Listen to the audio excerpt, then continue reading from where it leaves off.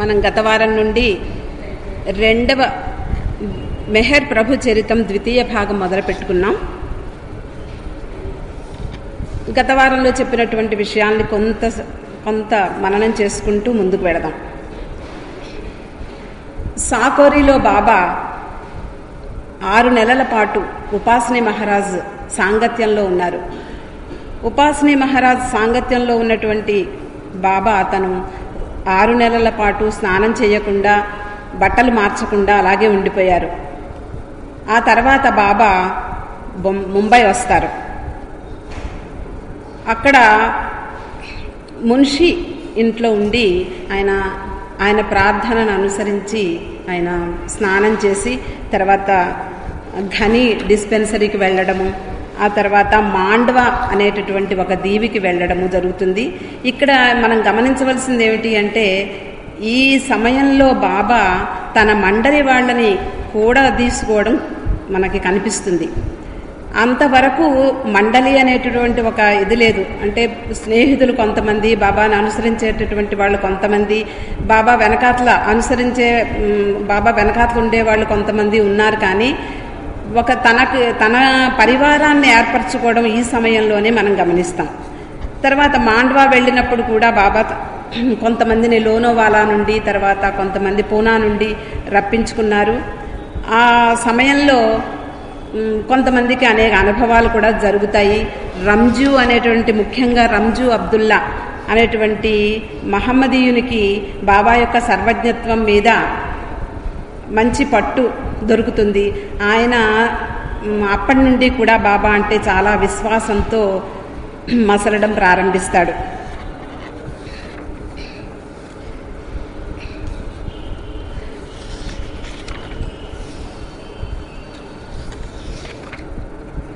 తర్వాత సదాశివ్ పటేల్కి బాబా చెప్పినట్లుగా పూనాలో ఫెర్గూసన్ రోడ్లో బాబాకు ఒక కుటీరం ఏర్పాటు చేస్తాడు. బాబా అందులోనే ఉంటాను, తన తల్లిదండ్రుల వద్ద ఉండను అని చెప్పి నిర్ణయించుకుంటారు. ఈ బాబా మామూలుగా తన మండలి వాళ్ళని గురించి, అంటే మండలి యొక్క ప్రసక్తి ఇప్పుడే ప్రారంభమవుతుంది. ఆయన చెప్తారు, మండలిలో ముఖ్యంగా 10 మంది ఉంటారు, 2 స్త్రీలు ఉంటారు, 12 మంది ఉంటారు, 2 స్త్రీలు కూడా ఉంటారు. వాళ్ళని అనుసరించి నీడలాగా మరి అంతమందే ఉంటారు. వాళ్ళందరూ కూడా భగవద్ అనుభూతికి దగ్గరగా ఉంటారు అని చెప్పి బాబా చెప్తారు.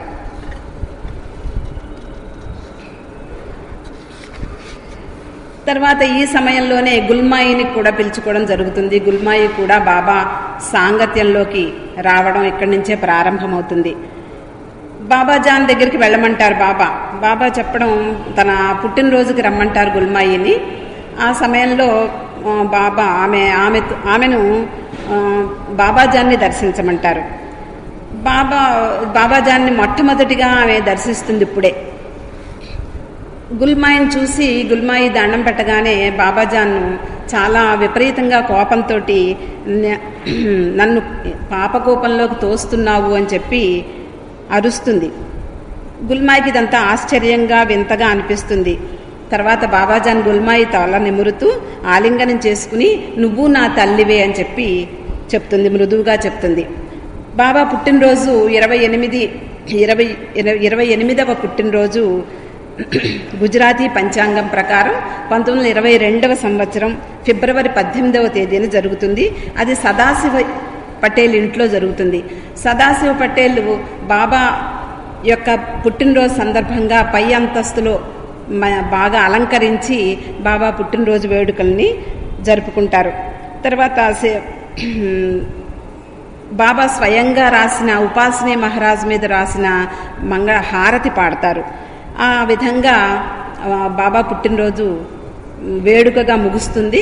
బాబా ఆ రోజు తన కుటీరానికి వెళ్లకుండా సదాశివ్ పటేల్ ఇంట్లోనే ఆ రాత్రి గడుపుతారు. అది ఆశ్చర్యంగా అందరూ గమనిస్తారు. తర్వాత షిరీన్ కూడా పుట్టినరోజు వేడుకలకు వస్తుంది. షిరీను గుల్మాయిని తన తల్లిదండ్రులతో ఆ రాత్రి గడపమని చెప్తాడు. కాబట్టి వాళ్ళిద్దరూ కూడా వెడుతూ ఉంటే బాబా చెప్తారు, ఒక ఆవిడ నాకు ప్రాపంచికమైనటువంటి తల్లి అయితే, ఒక ఆవిడ నాకు ఆధ్యాత్మిక తల్లి అని చెప్పి వివరిస్తారు.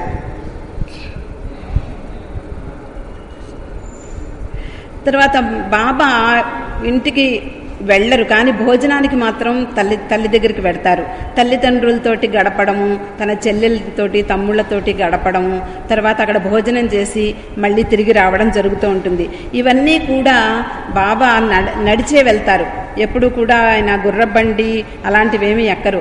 అందరూ తన స్నేహితులతోటి, తన మండలి వాళ్ళతోటి, కొత్తగా వచ్చినటువంటి సభ్యులతోటి ముందుకు నడుస్తూ ఆధ్యాత్మిక విషయాలను చక్కగా ప్రాపంచిక విషయాలతో మేళవించి చెప్పడం కూడా జరుగుతుంది. అందుకనే అందరూ కూడా ఆయన ఆకర్షణలోకి వస్తారు. బెయిలీ కూడా అంతకుముందు చెప్పుకున్నాం, బెయిలీ చాలా డైరీలు రాశారని.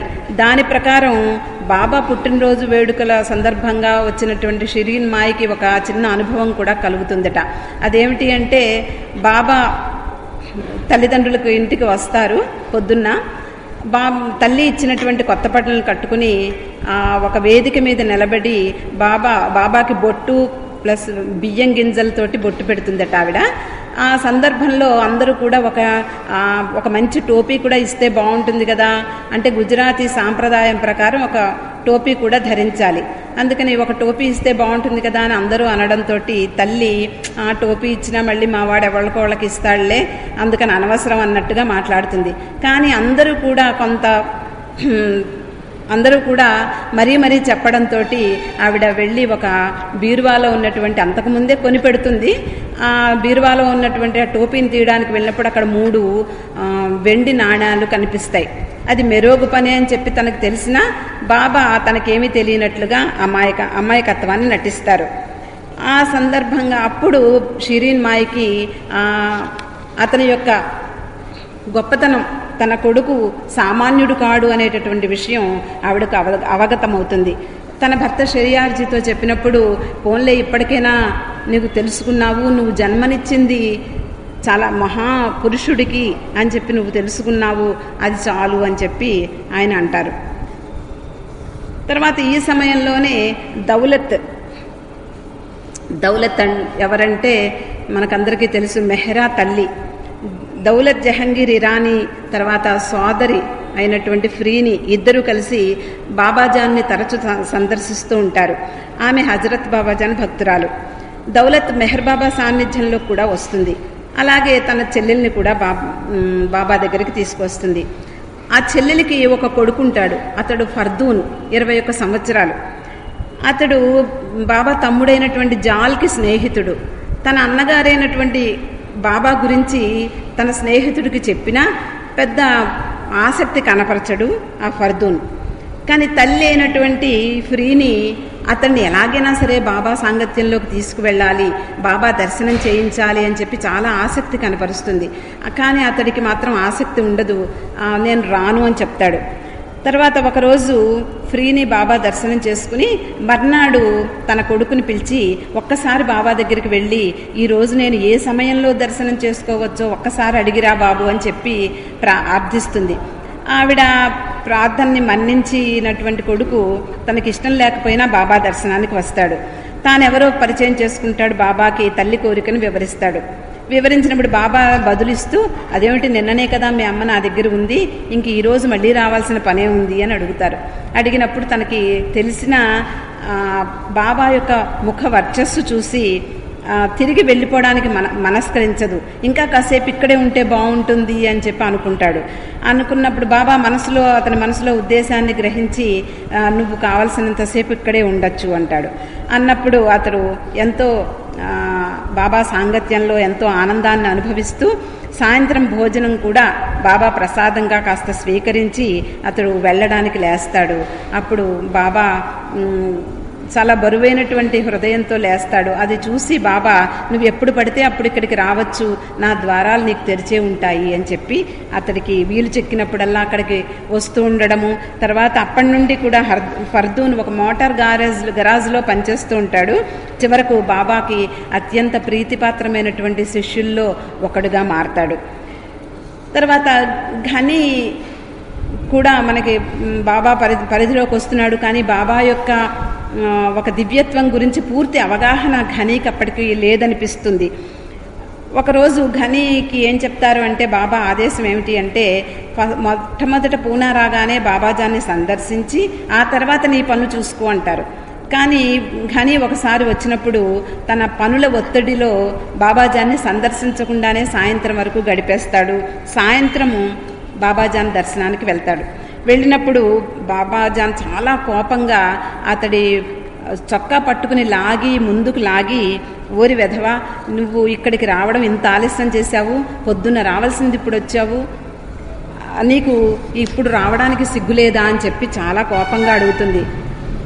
తను ఆశ్చర్యపోతాడు, బిత్తరపోతాడు. ఏమిటి ఈవిడా, నాకు పొద్దున్న దర్శనం చేసుకోమని చెప్పి బాబా ఆదేశం ఆవిడికి తెలియదు కదా, ఏమిటిది అని చెప్పి ఆశ్చర్యపోయి మర్నాడు ఉదయం బాబా దర్శనానికి వస్తారు.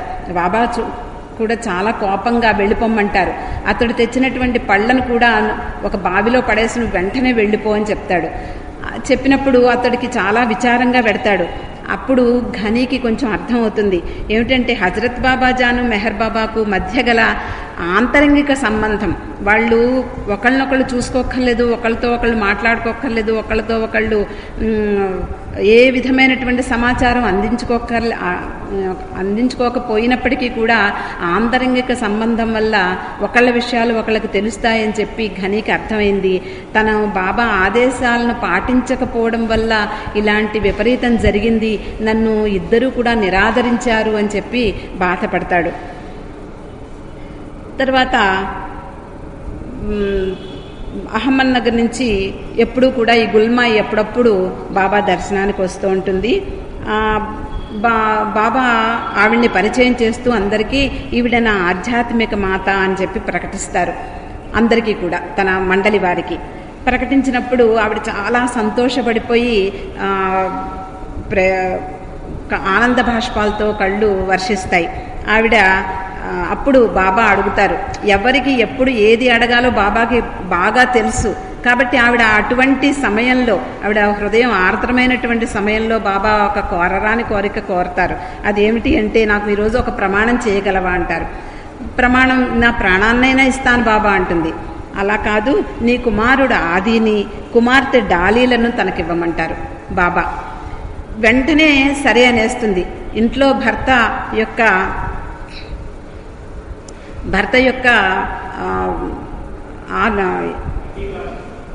అంగీకారం కానీ ఇంకా ఇతరుల యొక్క అంగీకారం కూడా తెలుసుకోవాలని అనిపించదు. వెంటనే బాబాకు మాట ఇస్తుంది. బాబా అంటారు, నీకు ఇంకో కుమారుడున్నాడు రుస్తుము, తర్వాత ఫిరోజాలని, ఇద్దరికి కూడా మీ బాధ్యత ప్రకారం మీరు వివాహం చేసుకోవచ్చు, వాళ్ళిద్దరినీ మాత్రం వివాహం చేయకుండా నా కోసం అట్టే పెట్టమని చెప్తారు. అలాగా గుల్మాయి వెళ్లే ముందు అహ్మద్ నగర్లో గాడేకర్, మనకందరికీ తెలుసు ఆయన పేరు అండి, రామచంద్ర గాడేకర్ తండ్రి ఏమో ఇది, కన్హోబారావు గాడేకర్ అనేటువంటి కన్హోబారావు చెప్పులు కుట్టేవాడు. ఆయన చేత చెప్పులు కుట్టించి బాబాకి గుల్మాయి ఇస్తుంది. బాబా వాటిని చాలా ఆనందంతో స్వీకరించి అది చాలా రోజులు, చాలా సంవత్సరాలు బాబా ఆ చెప్పుల్నే వాడేవారట.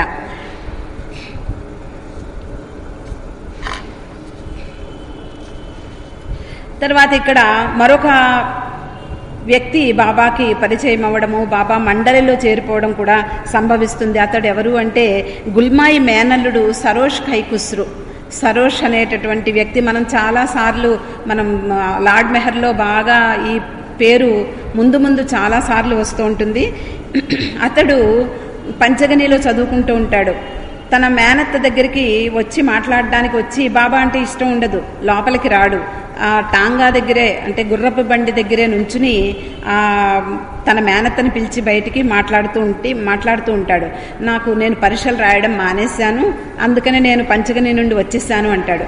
అదేమిటి, నువ్వు ఎన్నో అవస్థలు పెడుతున్నావు, తల్లిని అవస్థలు పెడుతున్నావు, టీచర్లను అవస్థలు పెడుతున్నావు, అహ్మద్ నగర్లో చదువుకోలేకపోబట్టే కదా పంచగనిలో జాయిన్ చేసింది. ఈ పంచగనిలో కూడా నువ్వు ఇలాంటి పనులు చేసి అందరికీ అవమానం తీసుకొస్తున్నావు, కాబట్టి ఇలాగే అందుకని అనుమతించకపోయి ఉంటారు, నిన్ను పరీక్ష రాయనివ్వలేదేమో అని చెప్పి అడుగుతుంది. లేదు నేనేమి చెడుగా ప్రవర్తించలేదు, ఒక చిన్న విషయాన్ని మా ప్రిన్సిపాల్ దగ్గరికి తీసుకువెళ్ళాను, అది మా టీచర్కి చెప్పడం, మా టీచర్ కోపంతో నన్ను పరీక్ష రాయనివ్వకపోవడం జరిగింది, కాబట్టి నా తప్పేం లేదు, అందుకని నేను మా చదువును వదిలేశాను, పంచగనిని వదిలిపెట్టేసి వచ్చేసాను అంటాడు. అన్నప్పుడు రాత్రి పూనాలోనే ఉండి మరుసటి రోజు నీ దగ్గరికి వస్తాను అని చెప్పి వెళ్ళిపోతాడు. బాబా అడుగుతారు అతడు ఎవరు అని. అతడు నా మేనల్లుడు అని చెప్తుంది. చెప్పినప్పుడు అయితే అతన్ని నేను చూడాలి అంటారు బాబా. మర్నాడు అతడు వచ్చినప్పుడు బాబా లోపలికి పిలుస్తాడు. పిలిచినప్పుడు అతడికి ఇష్టం లేకపోయినా లోపలికి వస్తాడు. వచ్చి ఒక రకమైనటువంటి అలౌకికమైనటువంటి ఆనందానికి గురవుతాడు. అతడు బాబా పాదాలకు నమస్కరించి, ఏదో నేను ఎంతో నీకు వ్యతిరేకమైనటువంటి భావాలున్నాయి, నీ పట్ల నాకు సదభిప్రాయం లేదు, దానికి నన్ను క్షమించవలసింది అని చెప్పి బాబా పాదాల మీద పడతాడు. అప్పుడు బాబా తన తలని వెన్నుని నిమురుతూ ఉండగా సరోష్ తన తల్లిదండ్రులకు ఏ విధమైనటువంటి కష్టాలు తెచ్చిపెట్టాడో, తను ఏ విధంగా ప్రవర్తించాడో ఇన్నాళ్ళు కూడా, మెహర్ బాబా నువ్వు గురువుగా ఆరాధించాలనుకుంటే ఆ క్షణం వరకు ఉన్నటువంటి అనుమానాలు కూడా బయట పెడతాడు. అప్పుడు బాబా ఏం చెప్తారంటే, నేను చెప్పినట్లు చేస్తే నిన్ను మహారాజుని చేస్తాను అంటారు. అతడు ఆశ్చర్యపోతాడు. అప్పటి నుండి కూడా అతడు బాబా చెప్పినట్లు వినడానికి తను సమర్పించుకుంటాడు తనను తాను. ఆ తర్వాత పూనాలో ఎలక్ట్రీషియన్ కోర్స్ చేయమని చెప్పి బాబాయే ఆ ఎలక్ట్రీషియన్ కోర్సులో చేర్పించి, తర్వాత ఆది ఉన్నటువంటి ఖోడు ఇంట్లో పెట్టి భోజనం వసతి కల్పించి ఆదితో ఉండమని చెప్తారు. సరోష్ తన తల్లిదండ్రులకు నేను పూనాలో చదువుకుంటున్నానని చెప్పి వార్త పంపిస్తాడు. తండ్రి సంతోషిస్తాడు. తండ్రి కూడా బాబాకి చాలా వ్యతిరేకమైనటువంటి అంటే విరుద్ధమైనటువంటి భావాలు కలిగినటువంటి వాడు. కానీ బాబా గురించి తెలియదు. నేను పూనాలో చదువుకుంటున్నానని మాత్రమే అతడు కబురు పంపిస్తాడు. తర్వాత అక్కడ హోలీ పండుగను అత్యంత వైభవంగా జరుపుకుంటారు ఆ ప్రదేశంలో. బాబా కూడా హోలీ పండుగను ఒక చిన్న ధుని వెలిగించి, ఒక చిన్న గొయ్య తీసి దాంట్లో ధుని వెలిగించి హోలీ పండుగకు ప్రారంభం చేశారు. ఆ మంటలు, అది బాబా ఏం చెప్పారంటే, మండే ఆ మంటలు దైవ ప్రేమకు చిహ్నం. మనం వేసే చెక్క ముక్కలు, సమిధలు మనలోని నిమ్న ప్రవృత్తితో కూడిన ఆత్మకు సంకేతం. అంటే ఆ నిమ్న ప్రవృత్తితో కూడినటువంటి ఆత్మలన్నీ కూడా దైవ ప్రేమలో ఆహుతి అవ్వాలి అని చెప్పి సంకేతంగా అనుకోవచ్చు.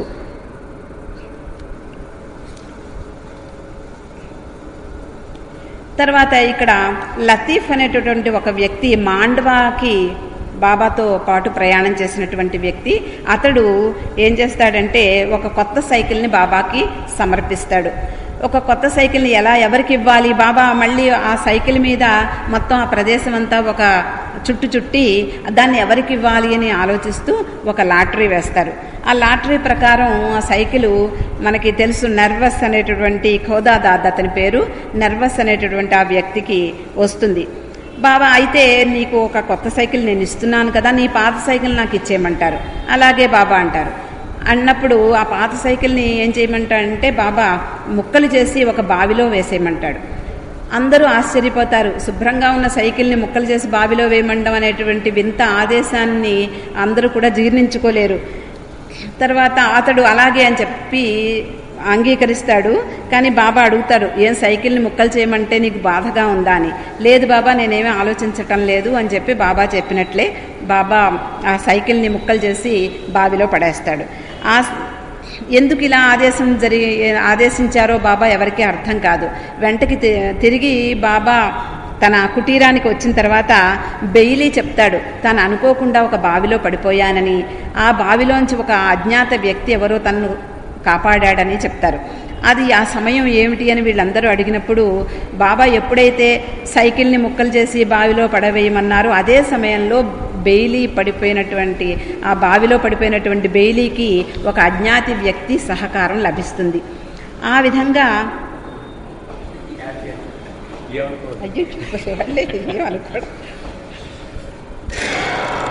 బాబా తన అవతార కార్యక్రమం కార్యసరళి గురించి ఈ ఉదంతం విషయంలో ఒకసారి వర్ణించారు. అవతారుడు ఆయన కావాలనుకుంటే ఒక మాధ్యమం బదులు మరొక మాధ్యమాన్ని ఆ పరిస్థితుల్లో పెట్టి ఆ పని పూర్తి చెయ్యగలడు, అతనికి సర్వాధికారము ఉంది అని బాబా చెప్పారు. అంటే అక్కడ బెయిలీ పడిపోవాలి, కానీ అతని బదులు మరొక మాధ్యమం ఈ సైకిల్ని పడేసి అతన్ని ఆ ప్రమాదం నుండి తప్పించగలిగాను అని బాబా చెప్పారు. అలాగే ప్రేమాశ్రమంలో ఒక కుర్రాడు ఉండేవాడు. వాడు చదువు అయిపోయి వెళ్ళిపోతూ ఉంటే బాబా అన్నారు, నువ్వు పెళ్లి చేసుకోకు సుమా అని చెప్పారు. అతని తల్లిదండ్రులు కూడా బాబా చెప్పారు, ఇది నా ఆజ్ఞ, పెళ్లి చేసుకోవద్దు అని చెప్పండి అన్నారు. కానీ బలవంతంగా పెద్దలు పెళ్లి చేసేస్తూ ఉన్నారు. వాడికి ఇష్టం లేదు. బాబా చాలా తీవ్రంగా ఆవేదన చెందుతూ ఉన్నారు. ఈ కౌరు తెలిసింది, ఎలాగూ వాడికి అని బాబా చాలా ఆందోళన పడుతూ ఉన్నారు. వాళ్ళు ఇక రేపు పెళ్లి వేళ ఊరేగింపు తిరుగుతూ ఉన్నారు. వాళ్ళ కుటుంబం చాలా ఆరాధించేటువంటి ఒక ఆవు ఉంది. ఆ ఆవుని ముందు పెట్టి దానికి పూలమాలలు పసుపు కుంకుమ రాసి వీళ్ళు తిరుగుతూ ఉన్నారు. సడన్ గా ఉన్నట్టుండి ఆవు పడిపోయి చనిపోయింది. వాడు భయపడిపోయాడు. ఆ ప్రేమాశ్రమంలో ఉన్న విద్యార్థి, ఆ పెళ్ళికొడుకు పరిగెత్తుకుని బాబా దగ్గరికి వచ్చి ఏడుస్తూ బాబా పాదాలు పట్టుకున్నాడు. అప్పుడు బాబా వాడిని కౌగిలించుకొని, ఏ అమ్మాయి అయితే నీకు భార్యగా వస్తుందో ఆ అమ్మాయి పెళ్ళైన వెంటనే చనిపోతుంది, అది కర్మ అలా ఉంది, అందుకని నిన్ను తప్పించడం కోసం ఇంత తాపత్రయపడ్డాను, అయినా నీవు ముందుకు వెళ్ళిపోయావు. ఆ ఆవుని ఆ పరిస్థితుల్లో దాన్ని నేను త్యాగం చేసి ఆ అమ్మాయిని కాపాడాను, ఇంకేమీ ప్రమాదం లేదు అన్నారు. అంటే అవతార పురుషుడు మాధ్యమాలను ఆయన యొక్క ఇచ్చే ప్రకారము మార్చగలిగిన సత్తా ఉన్నది అని బాబా చెప్పారు. జై బాబా.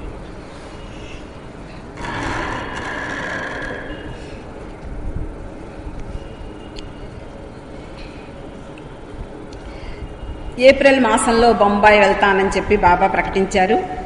తనతో రావాల్సినటువంటి వాళ్ళందరూ కూడా, తనతో వచ్చే వాళ్ళందరూ కూడా వాళ్ళ యొక్క సంబంధీకులతో సంబంధ బాంధవ్యాలు ఏవి అన్నీ కూడా తెంచుకుని రమ్మని చెప్పి బాబా చెప్పారు.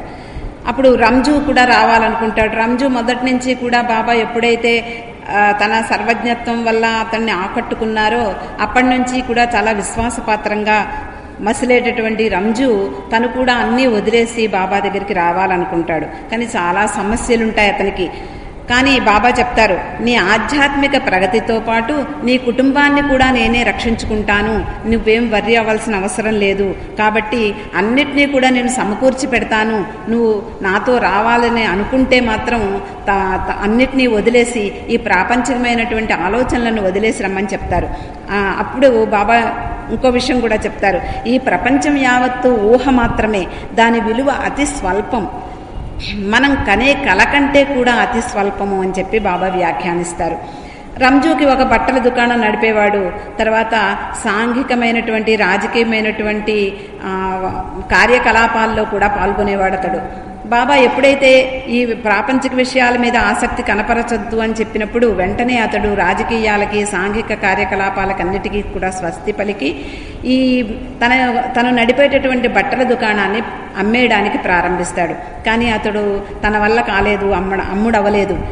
బాబా ఏం చెప్తారు అంటే, అయితే నీ దగ్గరికి వచ్చిన వాళ్ళందరికీ కూడా, అంటే పరిచయస్తులకి, స్నేహితులకి, బంధువులకి ఎవరు కనపడినా ఒక దండం పెట్టి నేను ఇంకా నా దుకాణం అమ్మలేదు అని చెప్పమంటారు.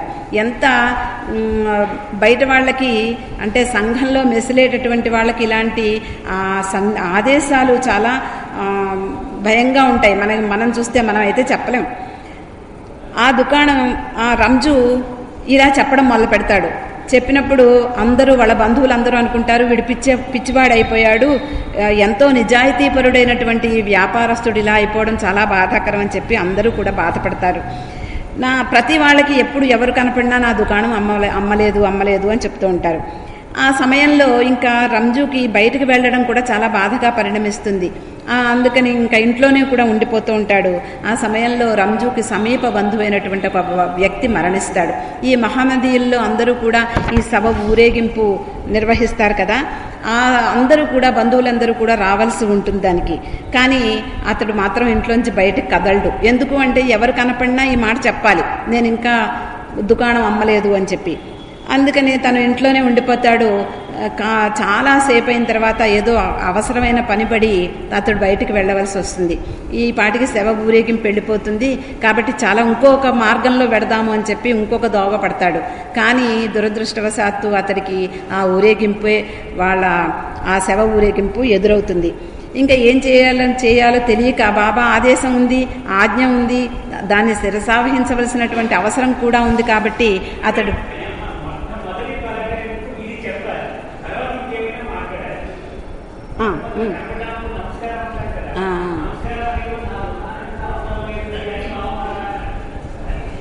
అందుకని బాబా ఈ మాట చెప్పేటప్పటికే అయిపోతుంది ఆయన పని. కాబట్టి అతడు ప్రతి వాళ్ళకి రోడ్డు మీద నుంచుని దండం పెడుతూ నా దుకాణం అమ్మలేదు అంటే ఇంక అందరూ కూడా ఒక స్థిర నిర్ణయానికి వచ్చేస్తారు. ప్రతి వాళ్ళు ఇంకా వీడు పిచ్చివాడు అయిపోయాడు ఖాయం అని చెప్పి వీడు ఇంకా బాగుపడ్డు అనే ఉద్దేశానికి వచ్చి వాళ్ళు ముందుకు సాగిపోతారు. ఆ విధంగా ఈ దిక్కు తోచకుండా ఈ రంజు ఏమిటిది తనకి తానే నేనే పిచ్చివాడినా ఏమిటిలా అయిపోయాను నేను అనుకుంటాడు కూడా. ఆ సమయంలో ఇంకా ఏం చేయాలో తెలియక బాబాని మళ్ళీ ప్రార్థిస్తాడు. ఏం చేయమంటావు, నా దుకాణం అమ్మడవట్లేదు అని. అయితే లాటరీ పద్ధతి పెడతాను అని చెప్తే బాబా అంగీకరిస్తారు.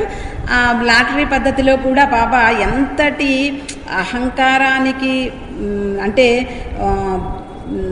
సిగ్గు వదిలేయాలి అంటారు. బాబా భగవంతుడికి 2 చేతులతో దండం ఎందుకు పెడతాము అంటే మనకి మన ఈ దైహికమైనటువంటి ప్రాపంచికమైనటువంటి సిగ్గు లజ్జ వదిలేస్తే తప్ప భగవంతుడు మన ప్రార్థనని ఆలకించట. మనకి ఉదాహరణ భాగవతంలో గోపిగా స్త్రీల యొక్క వస్త్రాపహరణంలో కృష్ణుడు కూడా 2 చేతులు ఎత్తి నాకు నీవే దిక్కు అని చెప్పి నమస్కరించమంటాడు. అలాగా ఇక్కడ రంజు కూడా ఇటువంటి పరిస్థితే ఎదురైంది.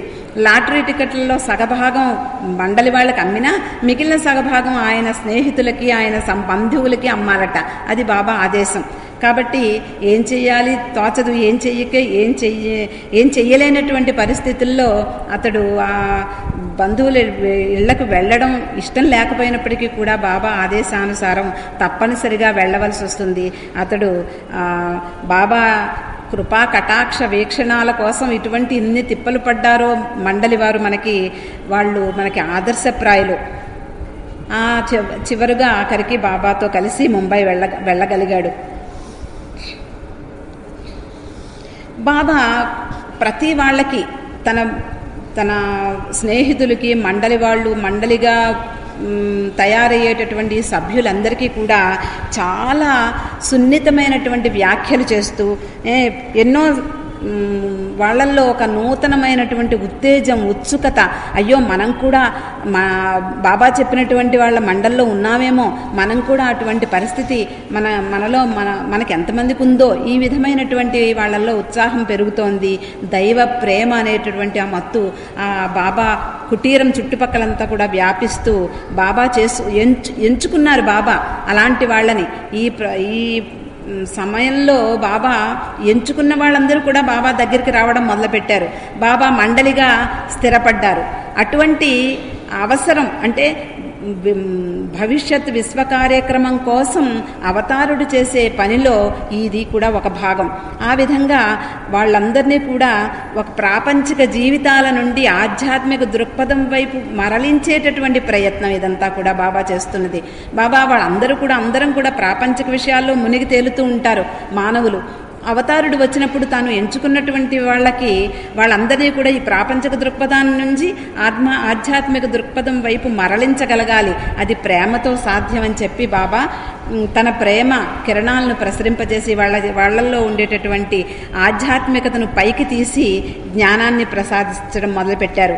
బాబా ప్రతి చిన్న విషయాల్లో కూడా బాబా ఈ విధంగా తన చిన్న ఉపదేశాలు సందేశాలు ఇవ్వడంతో ప్రతి వాళ్ళకి కూడా ఎంతో ఉత్సాహం. చాలా అందరూ నవ యువకులు వాళ్ళందరూ కూడా అందరూ ఆడుతూ పాడుతూ ఈ ప్రపంచంలో తిరగవలసినటువంటి వాళ్ళందరూ కూడా బాబాకు ఎలా ఆకర్షితులయ్యారు అంటే బాబా యొక్క చిన్న ఉపదేశాలు, బాబా వాళ్ళ మనసులను హృదయాలను ఆకట్టుకునే ప్రయత్నం, మనసుల్లో ఉండేటటువంటి విషయాలను ముందరే బాబా తెలుసుకోగలరు కాబట్టి ఆ విషయాలను నెమ్మది నెమ్మదిగా ఒక్కొక్కటే బయటికి చెప్పడం, అయ్యో నేను నా మనసులో ఉన్నటువంటి విషయం ఇదే కదా బాబా చెప్పడం, అయితే నా మనసు ఆయనకి తెలుసన్నమాట అనేటటువంటి వాళ్ళు.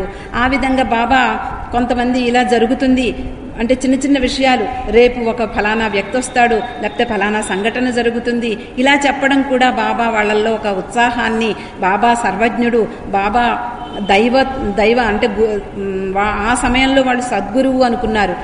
గురువు, ఇటువంటి గురువు లభించడం కూడా అరుదైనటువంటి విషయం అని వాళ్ళందరూ కూడా చాలా ఉత్సాహం ప్రదర్శించారు. చిన్న చిన్న విషయాలు మనం చెప్పుకోవాలంటే ఆటలు ఆడించేవారు. ఫెర్గూసన్ రోడ్లో ఉండేటటువంటి బాబా కుటీరానికి అందరూ కూడా చేరువైనప్పుడు వాళ్ళందరి చేత కూడా ఆటలు ఆడిస్తూ, జోకులు వేసుకుంటూ, పాటలు పాడుతూ, భక్తి గీతాలు ఆలాపిస్తూ వాళ్ళ హృదయాల్ని దోచుకున్నారు. బాబా ఇక్కడ చెప్పింది ఏమిటంటే ఒకసారి బాబా పేకాట ఆడుతూ పేకాటలో ఉండేటటువంటి విషయాలు చెప్తున్నారు. ఇక్కడ మీలో ఎవరికైనా ఈ పేకాట ఆటలో ఉండేటటువంటి ఆధ్యాత్మిక విలువల గురించి తెలుసా? మనం మామూలు పేకాట అనుకుంటాం, పేకాట ఆడడం కూడా తప్పు అని మనలో భావన ఉంది. అంటే అది వ్యసనంగా మారనంత వరకు అది పర్వాలేదు.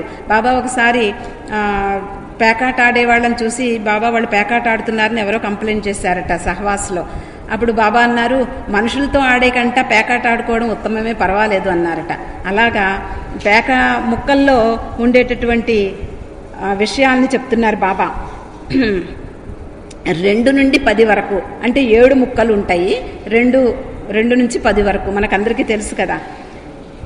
ఈ పేక ముక్కలు కింది స్థాయి పరిణామ క్రమంలో ఉండేటటువంటి అనుభవాలు క్రోడీకరించుకుంటూ మనకి మళ్ళా భగవద్వచనంలో కొంచెం విషయాలు గుర్తు చేసుకోవాలి.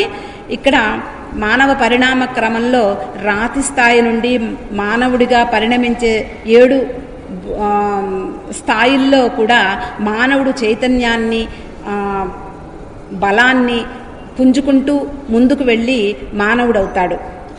అటువంటి ఆత్మని పోలి ఉంటాయి 2 నుంచి 10 వరకు పేక ముక్కలు అని చెప్పారు. తర్వాత పేకల్లో ఉండే జే అనేది జాకీ అంటాము. అది పురుషుడు పూర్తి చైతన్యంతో అభివృద్ధి సాధించిన మానవ రూపాన్ని పోలి ఉంటుందిట. అతడు భక్తి ఆరాధన క్రమంలో మా భగవంతుడి వైపు తిరిగి ఉంటాడు.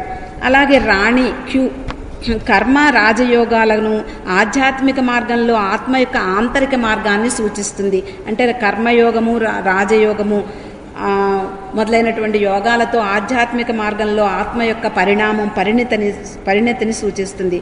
అలాగే రాజు అది జ్ఞానానికి చిహ్నం.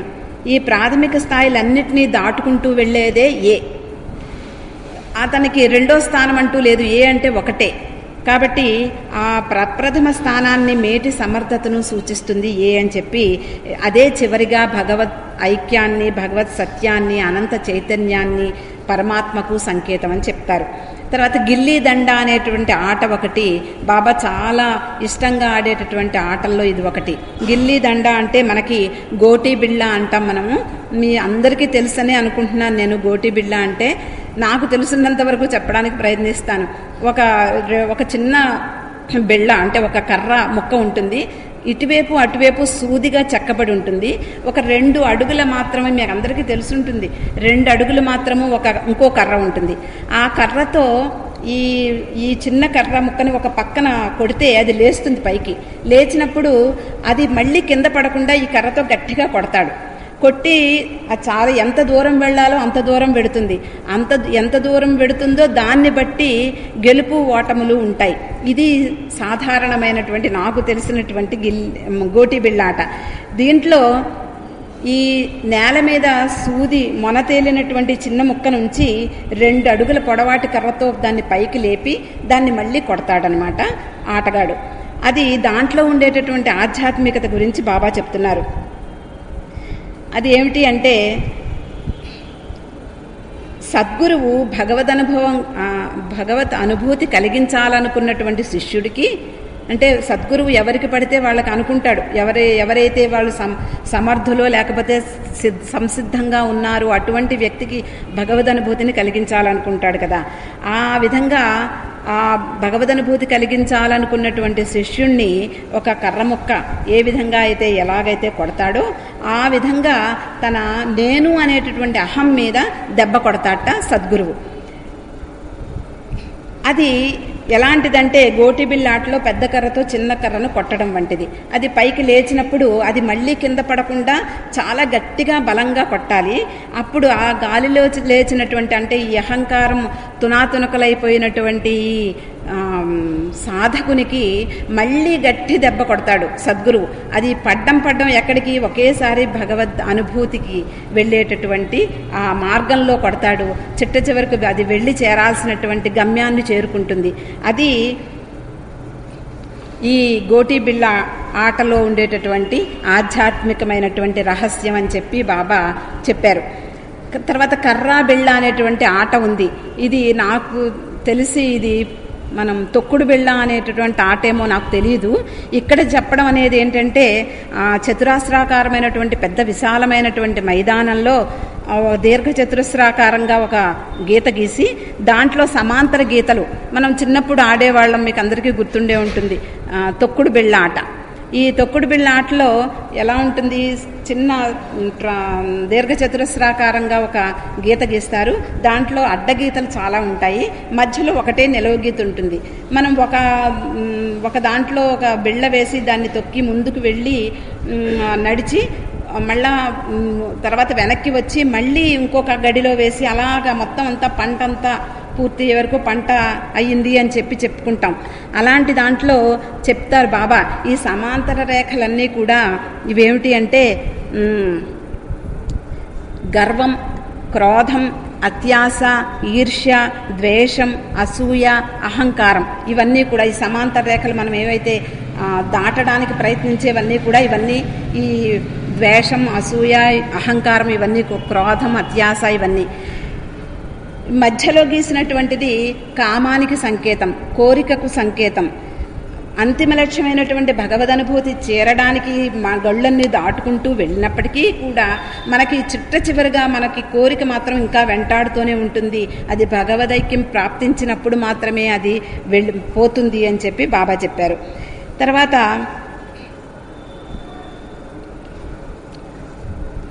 బాబా ఇలాగే అడపా తడపా మెహర్ బాబా స్త్రీ పురుషులందరికీ కూడా ఆధ్యాత్మిక విషయాలను ప్రాపంచిక విషయాలతో మేళవించి చెప్పేవారు. ఆయన ప్రవచనాల యొక్క ప్రభావం శిష్యులపై ప్రగాఢంగా ఉండేది. వారి జీవితాంతం విన్నట్టుగా చెప్పేసేవారట మండలి వారు. తొలి రోజుల్లో శిష్యులు అసలు బాబా ఎవరు అనుకుని వచ్చేవాళ్లే అందరూ కూడా.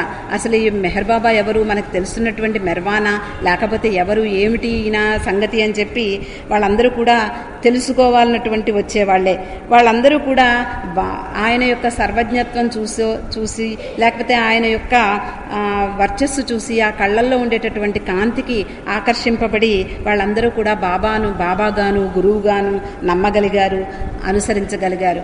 అసలు విషయం ఏమిటంటే బాబా ఏం చేస్తున్నారు, తన చుట్టూ ఉండేటటువంటి వాళ్ళ మనసుల్ని హృదయాలను తెలుసుకుని వాళ్ళ యొక్క ఆలోచనలను చెప్పడము, వివరించడము, తమ ఆలోచించే విషయాల్ని కూడా బాబాకి తెలుసు అనేటటువంటి వాళ్ళకి ఆ విషయం అవగాహన కావడము.